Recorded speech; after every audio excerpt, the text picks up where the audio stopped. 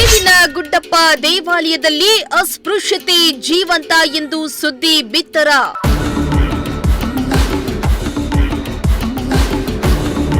ಸುದ್ದಿ ಬಿತ್ತರಿಸಿದ ಬೆನ್ನಲ್ಲೇ ತಹಸೀಲ್ದಾರ್ ಆರತಿ ಅಧಿಕಾರಿಗಳು ಸ್ಥಳಕ್ಕೆ ದೌಡು.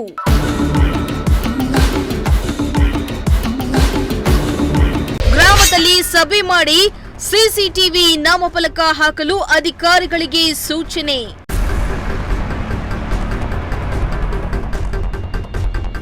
ಅಸ್ಪೃಶ್ಯತೆ ಇದೆ ಎಂದು ಹೇಳಿದ ಮಹಿಳೆ ಇಂದು ಉಲ್ಟಾ ಹೊಡೆದಿದ್ದೇಕೆ? ನೀವು ಆಚೆ ಕಡೆ ಕೂತ್ಕೋಬೇಕು, ನಾವು ಕರೆಯತಕ್ಕ ಬರಂಗಿಲ್ಲ, ಒಳಗಡೆ ಬಂದಿದ್ದೀವಿ ಅಂತ ಹೇಳ್ಬಿಟ್ಟು ತಳ್ಬಿಟ್ರು.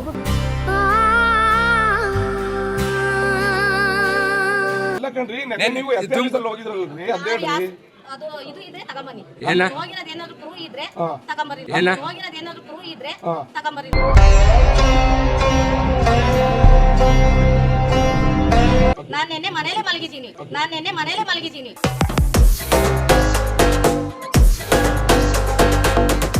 ಎಸ್ ವೀಕ್ಷಕರೇ, ತುಮಕೂರು ಜಿಲ್ಲೆ ಗುಬ್ಬಿ ತಾಲೂಕಿನಲ್ಲಿ ತೊರೆಹಳ್ಳಿಯ ಬೇವಿನ ಗುಡ್ಡಪ್ಪ ದೇವಾಲಯಕ್ಕೆ ಹೋದ ಬಾಲಕಿಗೆ ಪ್ರವೇಶವನ್ನ ನಿರಾಕರಿಸಿ ನಿಂದಿಸಿದ್ರು. ಇದೇ ಕಾರಣಕ್ಕೆ ಬಾಲಕಿಯ ತಾಯಿ ಅಸ್ಪೃಶ್ಯತೆಯ ವಿರುದ್ಧ ಸಿಡಿದೆದ್ದು ತಹಸೀಲ್ದಾರ್ಗೆ ದೂರನ್ನ ನೀಡಿದ್ರು. ಇತ್ತ ಅದೇ ಗ್ರಾಮದ ವೃದ್ಧರೊಬ್ಬರು ಪೂಜೆ ಮಾಡಿಸಲು ಹೋಗಿದ್ರು. ಅವರಿಗೂ ಪೂಜೆ ಮಾಡಿಸಲು ನಿರಾಕರಿಸಿ ನಿಂದಿಸಿ ದೌರ್ಜನ್ಯವೆಸಗಿದ್ರು. ಮನೆಯ ಬಳಿಯೇ ಹೋಗಿ ಹಲ್ಲೆ ಕೂಡ ಮಾಡಿದ್ರು ಅಂತ ಸ್ವತಃ ವೃದ್ಧ ಆರೋಪ ಮಾಡಿದ್ರು. ಇತ್ತ ತೊರೆಹಳ್ಳಿಯ ಬೇವಿನ ಗುಡ್ಡಪ್ಪ ದೇವಾಲಯದಲ್ಲಿ ಟ್ರಸ್ಟ್ಗಳೇ ದೇವಾಲಯದ ಹಣವನ್ನ ದುರ್ಬಳಕೆ ಮಾಡ್ಕೊಳ್ತಾ ಇರೋದು ಅನ್ನೋ ಗಂಭೀರ ಆರೋಪ ಕೇಳಿಬಂದಿತ್ತು. ಈ ದೇವಾಲಯದಲ್ಲಿ ನಡೀತಾ ಇರುವ ಅಸ್ಪೃಶ್ಯತೆಯ ಕುರಿತು ನಿಮ್ಮ ಪ್ರಜಾಶಕ್ತಿ ಟಿವಿ ವರದಿಯನ್ನ ಮಾಡಿತ್ತು. ಬೇವಿನ ಗುಡ್ಡಪ್ಪ ದೇವಾಲಯದಲ್ಲಿ ಅಸ್ಪೃಶ್ಯತೆ ಇಂದಿಗೂ ಜೀವಂತ ಅನ್ನೋ ಶೀರ್ಷಿಕೆಯಡಿಯಲ್ಲಿ ಸುದ್ದಿಯನ್ನ ಬಿತ್ತರಿಸಿತ್ತು. ವರದಿಗೆ ಎಚ್ಚೆತ್ತ ಅಧಿಕಾರಿಗಳು ಇಂದು ಸ್ಥಳಕ್ಕೆ ದೌಡಾಯಿಸಿ ಅರ್ಚಕರು ಹಾಗೂ ಗ್ರಾಮದವರ ಜೊತೆ ಕೂತು ಚರ್ಚಿಸಿದ್ರು. ಇದು ನಿಮ್ಮ ಪ್ರಜಾಶಕ್ತಿ ಟಿವಿಯ ಬಿಗ್ ಇಂಪ್ಯಾಕ್ಟ್ ಆಗಿದೆ.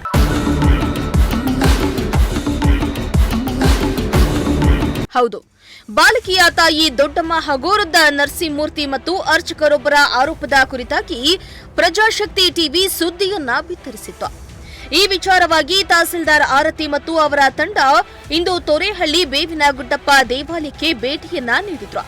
ಸಾರ್ವಜನಿಕರು ಮತ್ತು ದಲಿತರ ಜೊತೆಗೂಡಿ ತಹಸೀಲ್ದಾರ್ ಆರತಿ ಸಭೆಯನ್ನ ನಡೆಸಿ ಸೂಕ್ತ ತಿಳುವಳಿಕೆಯನ್ನ ಕೂಡ ನೀಡಿದ್ರು. ಸೊ ಹಿಂದೆ ಈ ದೇವಸ್ಥಾನಕ್ಕೆ ನಾನೇ ಕಳೆದ ಒಂದು 2-3 ಬಾರಿ ಬಂದಿದ್ದೀನಿ. ಈ ದೇವಸ್ಥಾನಕ್ಕೆ ನಾನು ಹಿಂದೆನೂ ಬಂದಿದ್ದೀನಿ. ಹಾಗೆ ಈ ಸುತ್ತಮುತ್ತಲಿನ ಜನ ನಮ್ಮ ಕಚೇರಿಗೂ ತುಂಬಾ ಜನ ಬರ್ತಾರೆ. ಬಟ್ ಈ ಹಿಂದೆ ಈ ತರ ಯಾವುದೇ ಒಂದು ದೂರು ನಮ್ಗೆ ಸ್ವೀಕೃತ ಆಗಿರ್ಲಿಲ್ಲ. ಬಟ್ ಈಗ ಯಾಕಾಯ್ತು, ಏನು ಈ ತರ ಪದ್ಧತಿ ಇನ್ನ ಇಲ್ಲಿ ನಡೀತಾ ಇದೆಯಾ ಅನ್ನೋದ್ರ ಬಗ್ಗೆ ನಾವು ತಿಳ್ಕೊಳಕ್ಕೆ ಅಂತ ಬಂದಿದೀವಿ ಗ್ರಾಮಕ್ಕೆ. ಸೊ ಈಗ ಗ್ರಾಮದವರು ಎಲ್ಲರೂ ಇಲ್ಲಿ ನೀವು ಹಾಜರಾಗಿದ್ದೀರಾ. ಈ ಪದ್ಧತಿ ಇನ್ನ ಈಗ ಚಾಲ್ತಿಯಲ್ಲಿ ಇದೆಯಾ? ಸೊ ಎಲ್ಲರಿಗೂ ಮುಕ್ತ ಅವಕಾಶ ಕೊಡ್ತಾ ಇದ್ದಾರೆ. ಇದೇ ವೇಳೆ ಮಾತನಾಡಿದ ಅವರು, ನಮಗೆ ಈ ಮೊದಲು ಈ ರೀತಿಯ ಅಸ್ಪೃಶ್ಯತೆ ಸಮಸ್ಯೆಯ ದೂರು ಬಂದಿರಲಿಲ್ಲ. ಮಾಧ್ಯಮಗಳ ಮೂಲಕ ನಮಗೆ ಈ ವಿಷಯ ಗೊತ್ತಾಗಿತ್ತು. ದೇವಸ್ಥಾನದಲ್ಲಿ ಎಲ್ಲರಿಗೂ ಮುಕ್ತ ಅವಕಾಶವಿದೆ. ನಾವು ಇಲ್ಲಿ ಸಿಸಿಟಿವಿಯನ್ನ ಅಳವಡಿಸಿ ಎಲ್ಲ ಸಮುದಾಯಕ್ಕೆ ಮುಕ್ತ ಎಂಟ್ರಿ ಇದೆ ಅಂತ ಬೋರ್ಡ್ ಕೂಡ ಹಾಕಿಸಲು ಸೂಚನೆಯನ್ನ ನೀಡಿದ್ದೇವೆ. ಈ ವಿಚಾರವಾಗಿ ನಾವು ಅರ್ಚಕರಿಗೂ ಕೂಡ ಮನವರಿಕೆ ಮಾಡಿಕೊಟ್ಟಿದ್ದೇವೆ. ಮುಂದೆ ಇಂತಹ ಅಸ್ಪೃಶ್ಯತೆ ಆಚರಣೆ ಮಾಡದಂತೆ ಎಚ್ಚರಿಕೆಯನ್ನ ಕೂಡ ನೀಡಿದ್ದೇವೆ ಎಂದಿದ್ದಾರೆ.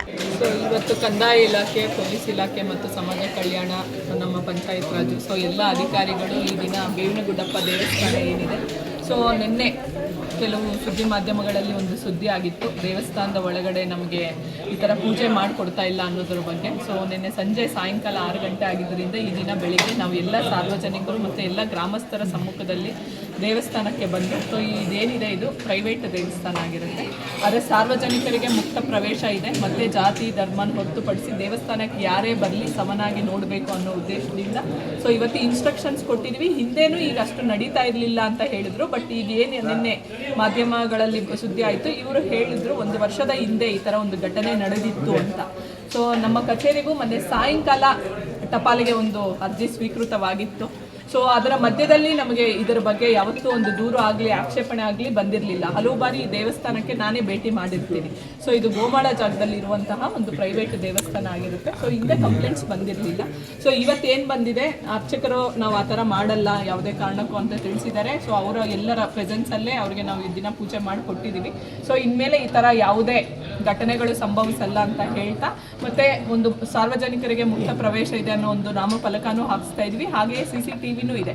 ಸೊ ಅಂಥ ಘಟನೆಗಳು ಏನಾದರೂ ಆಗಿ ಬಂದರೆ ಕಾನೂನು ರೀತಿಯ ಕ್ರಮ ಕೈಗೊಳ್ತೀವಿ ಅಂತ ಹೇಳಿ.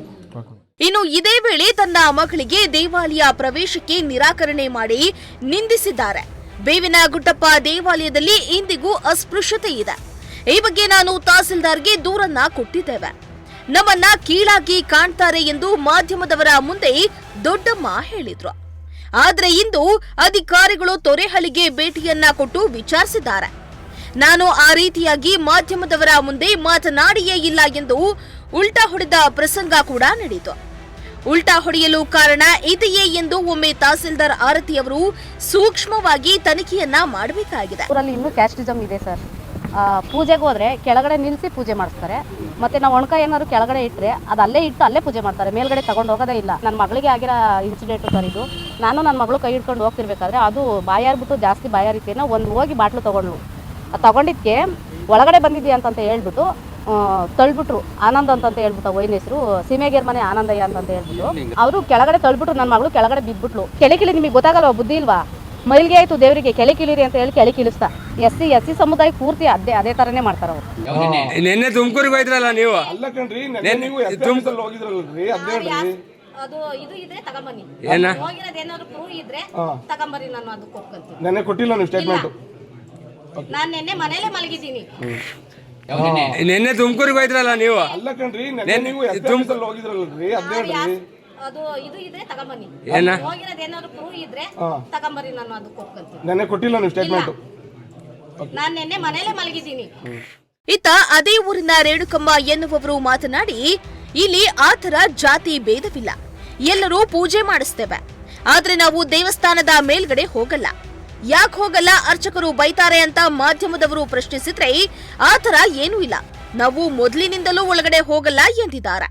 ಈ ಮಹಿಳೆಯ ಮಾತಿನಲ್ಲಿಯೂ ಕೂಡ ಎಲ್ಲೋ ಒಂದ್ ಕಡೆ ಅಸ್ಪೃಶ್ಯತೆ ಎಂದಿಗೂ ಜೀವಂತವಾಗಿಯೇ ಇರಬಹುದು ಅನ್ನೋ ಅನುಮಾನ ಹುಡ್ತಾ ಇದೆ.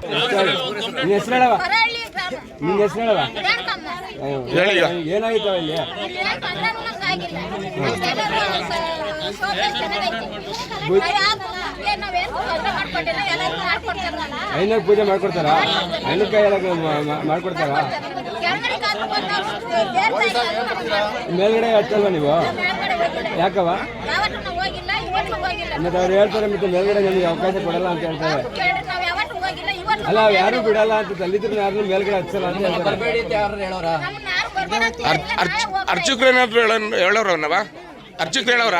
ಅರ್ಚಕರೇನಾದ್ರು ಪೂಜೆ ಮಾಡ್ತಾರಲ್ಲ ಅವರು. ಸರಿ. ಇನ್ನು ದೇವಾಲಯದ ಅರ್ಚಕರು ಮಾತನಾಡಿ, ನಾವು ದೇವಸ್ಥಾನದಲ್ಲಿ ಆತರ ತಾರತಮ್ಯ ಮಾಡಿಲ್ಲ, ಎಲ್ಲರನ್ನ ಒಂದೇ ರೀತಿ ಕಾಣ್ತೀವಿ, ಎಲ್ರಿಗೂ ಒಳಗಡೆ ಬಿಡ್ತೀವಿ. ಎಲ್ಲ ಸಮುದಾಯದವರು ಬಂದು ಇಲ್ಲಿ ಪೂಜೆ ಮಾಡಿಸ್ತಾರೆ. ಮೊದಲು ಈಚೆ ನಿಲ್ಸಿ ತೀರ್ಥ ಹಾಕುವ ಪದ್ಧತಿ ಇತ್ತು, ಆದ್ರೆ ಈಗ ಆ ಪದ್ಧತಿ ಇಲ್ಲ, ಎಲ್ಲರನ್ನ ಸಮಾನರಾಗಿ ಕಾಣ್ತೇವೆ ಎಂದಿದ್ದಾರೆ.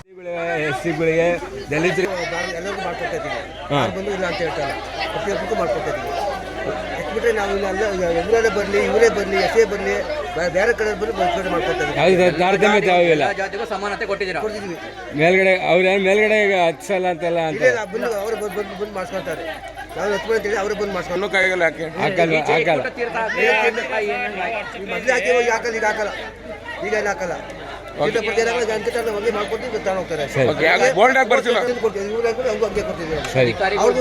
ಅಧಿಕಾರಿಗಳು ಬಂದಾದ್ಮೇಲೆ ತರ ಮಾಡ್ತಾ ಇದ್ರೆ ಮುಂಚೆ ಇದ್ರೆ ನೀವು ಸಮಾನತೆ ಕೊಟ್ಟಿದ್ದೀರಾ? ಕೊಡ್ತಾ ಇದ್ದೀವಿ ನಾವು, ಅವರು ಇವರು ಭೇದ ಮಾಡ್ತಾ ಇಲ್ಲ. ಯಾವತ್ತೂ ಕೂಡ ದಲಿತರು ಒಳಗಡೆ ಬಾರದಂತೆ ಒತ್ತಡ ಹೇರಿಲ್ಲ, ಎಲ್ಲರಿಗೂ ಮುಕ್ತ ಅವಕಾಶ ನೀಡಲಾಗಿದೆ. ಇಲ್ಲಿ ಅಸ್ಪೃಶ್ಯತೆ ಎಂಬ ಪದವೇ ಇಲ್ಲ, ಎಲ್ಲರೂ ಜೊತೆಗೂಡಿ ಅನ್ಯೋನ್ಯವಾಗಿದ್ದೇವೆ ಎಂದು ಸ್ಥಳೀಯ ಸಾರ್ವಜನಿಕರು ಮಾತನಾಡುತ್ತಿದ್ದಾರೆ.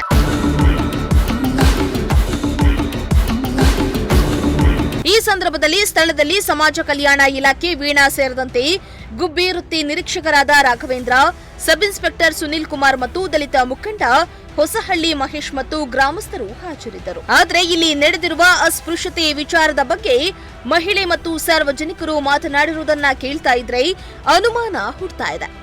ಒಬ್ರು ಇದೆ ಅಂತಾರೆ, ಮತ್ತೊಬ್ರು ಇಲ್ಲ ಅಂತಾರೆ.